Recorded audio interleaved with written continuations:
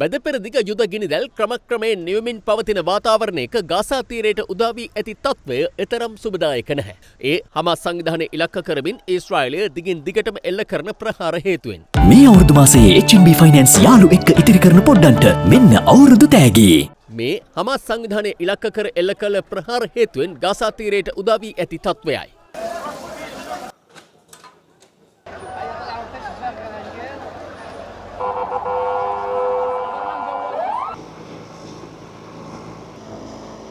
මේ අතර ගාසා තීරයට ඊශ්‍රායලය එල්ල කළ ගුවන් ප්‍රහාරයකින් හමාස් සංවිධානයේ ජ්‍යෙෂ්ඨතම හමුදා නිලධාරියා වන ඉස් අද්දින් අල් හඩාඩ් ජීවිතක්ෂයට පත්ව ඇති බව විදෙස් මාධ්‍යය වාර්තා කරනවා. ඊශ්‍රායල අග්‍රාමාත්‍ය බෙන්ජමින් නෙතන්යාහු සහ ආරක්ෂක අමාත්‍ය ඊශ්‍රායල් කැට්ස් ඒකාබද්ධ ප්‍රකාශයක් නිකුත් කරමින් කියා සිටියේ මියගිය පුද්ගලයා 2023 ඔක්තෝබර් 7 වෙනිදා ඊශ්‍රායලයට එල්ල වූ ප්‍රහාරයේ ප්‍රධාන සැලසුම්කරුවෙකු වන බවයි. එමෙන්ම දහස් සංඛ්‍යාත ඊශ්‍රායල සිවිල් වැසියන් සහ ඊශ්‍රායල ආරක්ෂක බලකා සෙබළුන් ඝාතනය කිරීම, පැහැර ගැනීම සහ තුවාල සිදු කිරීම සම්බන්ධයෙන්ද මොහු වගකිව යුතු බවයි ඊශ්‍රායලය චෝදනා කරන්නේ. කෙසේ වෙතත් මෙම ඝාතනය සම්බන්ධයෙන් හමාස් සංවිධානය මෙතෙක් කිසිවක් ප්‍රකාශ කර නැහැ. මේ අතර ISIS සංවිධානයේ ගෝලීය මට්ටමේ දෙවන ඉහළම නායකයා ඝාතනය කළ බව ඇමරිකානු ජනාධිපති ඩොනල්ඩ් ට්‍රම්ප් නිවේදනය කරනවා. ඇමරිකාව හා නයිජීරියාව ඒකාබද්ධව සිදු කළ හමුදා මෙහෙයුමකදී මෙම ඝාතනය සිදු කළ බවයි ඇමරිකානු ජනාධිපතිවරයා පවසන්නේ. Register for Ada Derana news alerts via your mobile service provider or simply visit adaderana.lk.